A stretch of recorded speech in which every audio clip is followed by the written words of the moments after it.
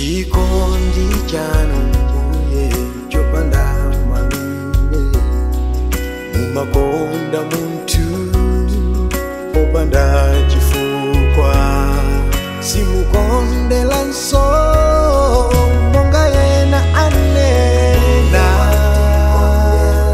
mumakonda tonsefe chimodzimodzi.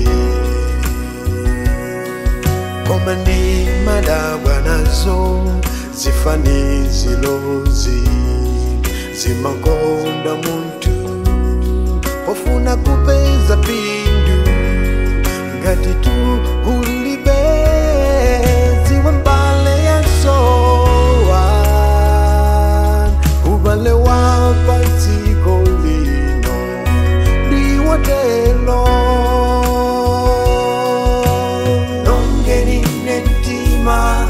Wanga wanu mbuye, munipunzise kukonda popanda chinyengo, zingateke kuchita chilichonse chabwino.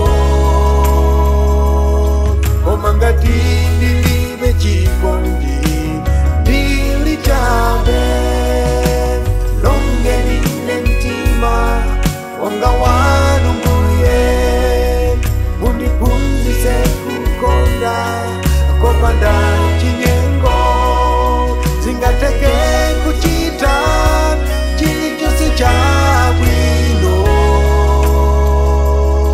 Koma ngati ndilibe chikondi ndilichabe, mudalola kusiya ulemelelo kubwela paziko kuzafera ine, ifa ya manyazi